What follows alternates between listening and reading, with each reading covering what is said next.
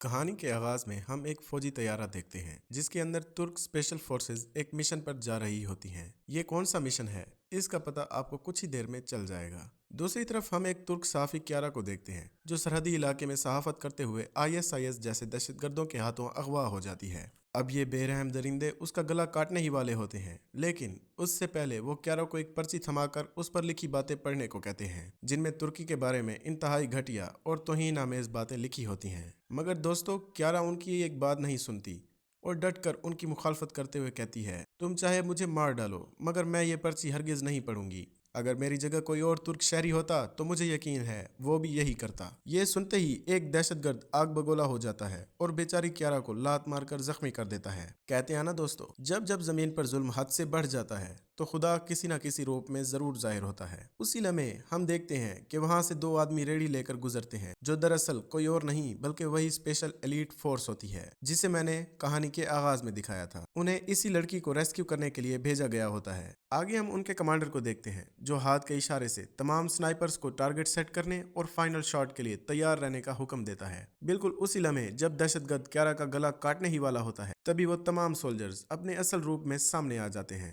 اور پہلا ہی sniper shot دہشت گرد کو وہیں ڈھیر کر دیتا ہے۔ اس سے پہلے کہ باقی دہشت گرد کچھ سمجھ پاتے، تمام سپاہی ایک ساتھ فائرنگ شروع کر دیتے ہیں اور ایک ایک کر کے سب کو جہنم واصل کرنا شروع کر دیتے ہیں۔ چند ہی سیکنڈز میں تمام دہشت گرد موت کے گھاٹ اتر جاتے ہیں اور آخر کار سپاہی کیارا کو بحفاظت ریسکیو کر لیتے ہیں۔ لیکن کیا ان کا مشن یہیں ختم ہو جاتا ہے؟ بالکل نہیں۔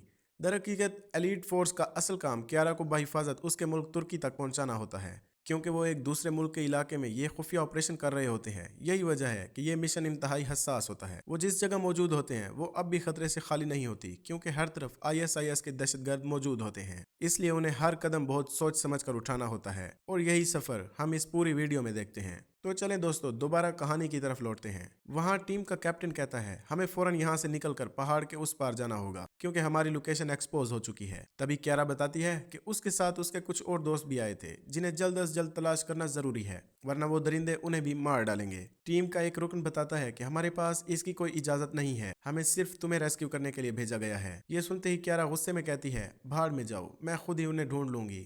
تبھی کمانڈر اسے روکتے ہوئے کہتا ہے، میں کسی دوسرے ملک کے شہریوں کے لیے اپنے سپاہیوں کی جان خطرے میں نہیں ڈال سکتا۔ ایموشنل ہونا چھوڑو اور فوراً ہمارے ساتھ چلو، دشمن کسی بھی وقت آ سکتا ہے۔ کپتان تمام سپاہیوں کو صاف صاف حکم دیتا ہے کہ ہمیں آج 10 کلومیٹر آگے بڑھنا ہے، اس لیے ہر وقت چوکس رہنا اور کیارا پر بھی نظر رکھنا کہیں بھاگ نہ جائے۔ اس کے بعد سپاہی کیارا کو جیکٹ اور ہیلمٹ پہناتے ہیں اور فوراً وہاں سے روانہ ہو جاتے ہیں۔ وہ چاروں طرف نظر رکھتے ہوئے قطار میں آگے بڑھتے ہیں۔ ٹیم کی قیادت صباح اور باقر کر رہے ہوتے ہیں۔ دوستوں، میری مانو تو ان دونوں کے بارے میں تھوڑا جان لینا ضروری ہے۔ بچپن میں ہی ایک دہشت گرد حملے میں ان دونوں کا خاندان مارا گیا تھا اور تب سے یہ دونوں بھائی ایک دوسرے کا سہارا ہیں۔ سب سے چونکا دینے والی بات یہ ہے کہ دونوں کے جسم میں بڑی کمزوریاں ہیں۔ باقر کی ایک ٹانگ نہیں ہوتی، اس نے مصنوعی ٹانگ لگوا رکھی ہوتی ہے۔ دوسری طرف صبح کے کندھے کی ہڈی ٹوٹی ہوئی ہوتی ہے۔ اپنے خاندان کو کھونے کے بعد یہ دونوں ملک کے لیے کچھ کرنا چاہتے تھے تاکہ جو ان کے ساتھ ہوا وہ کسی اور خاندان کے ساتھ نہ ہو۔ اس لیے یہ پچھلے 9 سالوں سے مسلسل ٹریننگ لے رہے ہوتے ہیں اس امید میں کہ ایک دن ان کا سلیکشن ہو جائے گا، لیکن ہر بار انٹرویو میں یہی کہہ کر انہیں ڈراپ کر دیا جاتا ہے کہ تم دونوں اسپیشل فورس کے لیے نااہل ہو، یہاں مکمل جسمانی فٹنس ضروری ہے۔ لیکن دوستو، اگر انسان میں جنون اور جذبہ ہو اور وہ مسلسل کوشش کرتا رہے تو ایک نہ ایک دن راستہ نکل ہی آتا ہے۔ انٹرویو کے دوران باہر سے کرنل واصل ان کی باتیں سن لیتے ہیں۔ وہ اندر موجود افسر کو ڈانٹتے ہوئے کہتے ہیں، تمہیں بات کرنے کی تمیز نہیں ہے، باہر نکلو، اب ان کا انٹرویو میں خود لوں گا۔ پھر کرنل واصل دونوں سے کہتے ہیں، میں کئی دنوں سے تم دونوں کو یہاں آتے دیکھ رہا ہوں، تم دونوں میں جذبہ ہے اور یہ اچھی بات ہے۔ میں تمہیں 1 مہینے کا وقت دیتا ہوں، اگلے 1 مہینے میں تم دونوں کو ٹریننگ کے دوران جہنم دکھایا جائے گا۔ میں یہ نہیں دیکھوں گا کہ تمہاری ٹانگ ہے یا نہیں، یا تمہارا کندھا ٹوٹا ہوا ہے۔ اگر تم اس جہنم جیسی ٹریننگ میں کامیاب ہو گئے تو تمہارا سلیکشن میں خود منظور کروں گا۔ اگلی صبح سلیکشن کے وقت کمانڈر تمام سپاہیوں کو صاف الفاظ میں کہتا ہے، اگر تم یہاں نام، شہرت یا کچھ ثابت کرنے آئے ہو تو یہ جگہ تمہارے لیے نہیں ہے، یہاں تمہیں کچھ نہیں ملے گا۔ ترک شہریوں کی حفاظت ہی ہمارا واحد فرض اور ہمارا مقصد ہے۔ یہاں سے تم لوگ تبھی نکلو گے جب اپنی آخری سانسیں لے رہے ہوگے۔ تمہارے آگے پیچھے صرف تمہارے سپاہی بھائی ہوں گے، مرنا بھی ساتھ، جینا بھی ساتھ۔ اگر ایک مرے گا تو 1000 اور جنم لیں گے۔ कमांडर की ये रोंगटे खड़े कर देने वाली बातें सुनकर सब पर अजीब सा असर होता है। उसी दौरान कमांडर 200 सिपाहियों में से सिर्फ 20 को मुंतखब कर लेता है, जिनमें सुबह और बाकिर भी शामिल होते हैं। इसके बाद हम उन्हें सख्त तरीन ट्रेनिंग में देखते हैं। ट्रेनर इंतहाई सख्त मिजाज होता है। वो बाकिर को हुक्म देता है, तुम्हें 1 मिनट में उस जंगल तक दौड़कर वापस आना होगा। मैं ये नहीं देखूंगा कि तुम्हारी टांग खराब है। अगर 1 मिनट में वापस ना आए तो फौरन घर भेज दिया जाएगा। बाकिर पूरी ताकत से दौड़ना शुरू कर देता है, मगर रफ्तार तेज नहीं हो पाती। तब ट्रेनर कहता है, अगर 30 सेकंड में वापस ना आए तो तुम्हारे साथ तुम्हारा दोस्त भी बाहर कर दिया जाएगा। ये सुनते ही बाकिर अपना दर्द भूल जाता है और पूरी जान लगा देता है और बिल आखिर 30 सेकंड के अंदर वापस पहुंच जाता है। और दोस्तों, ये तो सिर्फ शुरुआत होती है। अगली ट्रेनिंग में उन्हें पानी में स्पंज देकर छोड़ दिया जाता है और कहा जाता है कि अगर सुबह तक स्पंज जरा सा भी भीग गया तो तुम सब बाहर। यूं एक के बाद एक खतरनाक और अजियतनाक ट्रेनिंग दी जाती है, ऊंचाई से छलांग लगाने से लेकर शदीद टॉर्चर तक। टॉर्चर ट्रेनिंग में हर सिपाही को एक पर्ची दी जाती है जिस पर अलग अलग कोड नेम लिखा होता है। अगर कोई अपना असल नाम बता दे तो रात को पार्टी मिलेगी, और अगर कोड नेम ना बताया तो नाकाबिले बर्दाश्त अजियत दी जाएगी। जहां बाकी सिपाही हार मानने लगते हैं, वहां सुबह हार मानने को तैयार नहीं होता। वो 10 मिनट से ज्यादा टॉर्चर बर्दाश्त कर लेता है। ये देखकर कर्नल वासिल हैरान रह जाते हैं और कहते हैं, हमें अपनी टीम में एक हीरा मिल चुका है। दोस्तों, अब तक आप समझ ही गए होंगे कि मिशन पर भेजने से पहले उन्हें किस लेवल की ट्रेनिंग दी गई थी। अब हम वापस मेन स्टोरी की तरफ आते हैं। पहाड़ों से गुजरते हुए उन्हें बच्चों और बूढ़ों की लाशें मिलती हैं, जिन्हें कुछ ही देर पहले कत्ल किया गया होता है। सुबह कहता है, सर, इन दरिंदों ने मासूम बच्चों तक को नहीं बख्शा। लाशें देखकर क्यारा इमोशनल हो जाती है और कहती है, क्या किसी को मार देना इतना आसान है? इन मासूम बच्चों का क्या कसूर था? सिर्फ ये कि वो किसी और मुल्क के थे। अल्लाह उन्हें कभी माफ नहीं करेगा। कमांडर कहता है, हमें अब यहाँ से निकलना चाहिए। क्यारा तलखी से जवाब देती है, ये आपके अपने नहीं थे ना, इसीलिए आपको फर्क नहीं पड़ता। अगर ये आपके घर वाले होते तो आप समझते। उसी लम्हे कमांडर को दूर कुछ हरकत नजर आती है। स्कोप से देखने पर पता चलता है कि दहशतगर्द गाड़ियों में उनकी तरफ आ रहे हैं। कमांडर फौरन सबको छुप कर पोजीशन लेने का हुक्म देता है। दहशतगर्द बच्चों की लाशें चेक करने आते हैं कि कहीं कोई बच तो नहीं गया। कमांडर पहले ही झाड़ियों में रेडियो रखवा देता है और दूसरी तरफ टैंकरों को धमाके के लिए तैयार कर लेता है। हुक्म मिलते ही जबरदस्त धमाका होता है और सब कुछ चंद सेकंड्स में खत्म हो जाता है। बचने वाले दहशतगर्दों को स्नाइपर आरिफ एक एक करके खत्म कर देता है। तभी बेस से इतला आती है, शुमाल की तरफ से 2000 दहशतगर्द सरहद बंद करने आ रहे हैं। फौरन बॉर्डर क्रॉस करो। तमाम सिपाही रात होते होते एक विला के पास पहुंचते हैं, जहां दहशतगर्द बम लगा रहे होते हैं। खामोशी से सबको मारा जाता है और बम नकारा बना दिया जाता है। अगले दिन हम देखते हैं कि सबह क्यारा को पिस्तौल चलाना सिखा रहा होता है। तब क्यारा उससे पूछती है, किसी आदमी को मारने के बाद कैसा लगता है? क्या मजा आता है? सबह जवाब देता है, नहीं, किसी को मारने के बाद दिल पर एक दाग लग जाता है जो कभी नहीं मिटता। कुछ आगे बढ़ने पर उन्हें एक और खौफनाक मंजर दिखाई देता है, जहां दहशतगर्द एक लड़की को कैद करके रखे होते हैं। हम देखते हैं कि एक दहशतगर्द उस लड़की को जिंदा जलाने के लिए उस पर पेट्रोल छिड़क रहा होता है। ये देखकर कमांडर चंद सिपाहियों को साथ लेकर झाड़ियों के सहारे आगे बढ़ता है और स्नाइपर को हुक्म देता है कि लाइटर फेंकने से पहले ही उसकी खोपड़ी उड़ा दी जाए।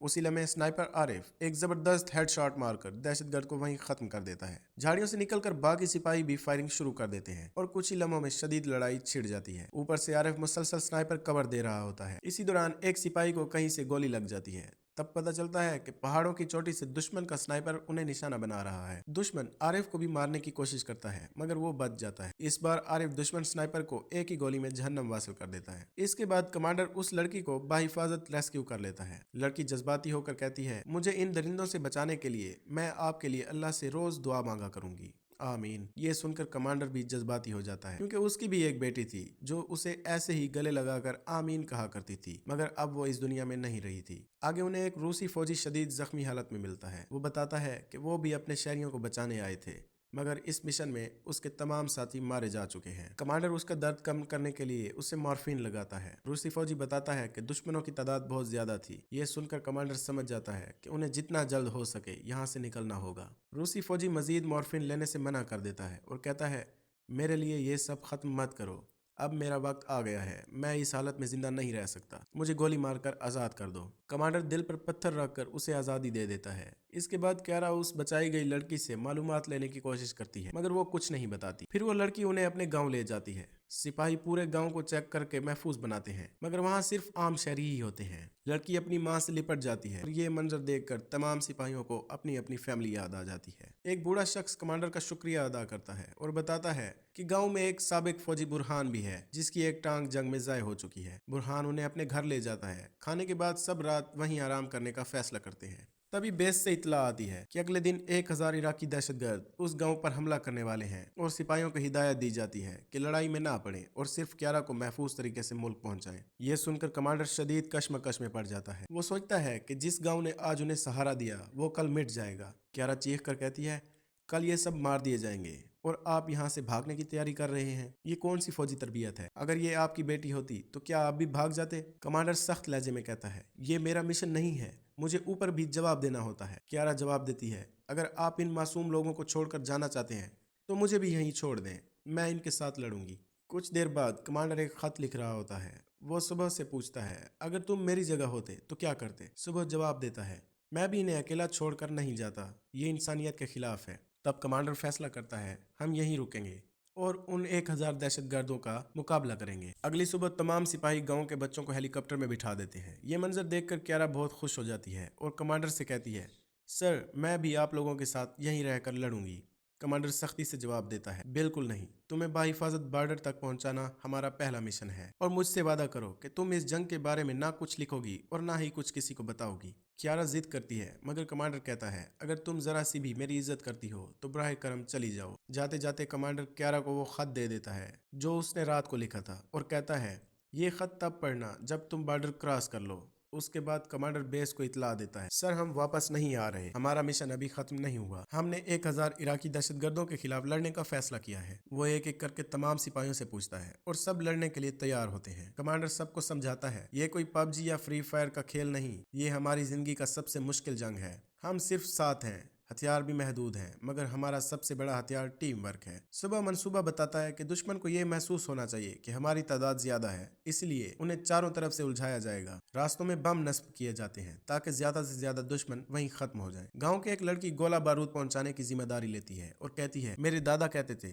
हर जंग एक नया सिपाही पैदा करती है। जंग शुरू होती है। स्नाइपर आरिफ इतला देता है कि दुश्मन करीब आ चुके हैं। जैसे ही दहशतगर्द बमों तक पहुंचते हैं, कमांडर रिमोट दबाता है और जबरदस्त धमाके में कई दुश्मन उड़ जाते हैं। कमांडर और सुबह सामने से फायरिंग शुरू कर देते हैं, जबकि आरिफ ऊपर से एक एक करके दुश्मन गिराता जाता है। कुछ दहशतगर्द गांव में घुस आते हैं, मगर आसिफ मशीन गन से उन पर तबाहकुन हमला करता है। दुश्मन स्नाइपर को खामोश करने के लिए टैंक दाग देते हैं और मीनार तबाह हो जाता है, मगर सुबह मिसाइल दाग कर टैंक को भी उड़ा देता है। आरिफ जख्मी होने के बावजूद लड़ता रहता है। गोला बारूद कम पड़ जाता है, कई सिपाही जख्मी हो जाते हैं। मुस्तफा दुश्मनों के हाथ आ जाता है, मगर वो खुद को कुर्बान करके दुश्मनों को साथ ले डूबता है। जंग शदीद तरीन मरहले में दाखिल हो जाती है। सिपाहियों के पास गोलियां खत्म हो जाती हैं और उन्हें करीब जाकर लड़ना पड़ता है। एक दहशतगर्द खुदकुश बम बांध कर कमांडर की तरफ दौड़ता है। कमांडर के पास सिर्फ एक गोली होती है, मगर वो भी ज़ाय हो जाती है। कमांडर बगैर सोचे दुश्मन की तरफ लपकता है और बम को रोकने की कोशिश करता है। उसी दौरान दुश्मन की गोलियां कमांडर को लग जाती हैं। सिपाही दुश्मनों को खत्म करके कमांडर के पास पहुंचते हैं। अपनी आखिरी सांसों में कमांडर कहता है,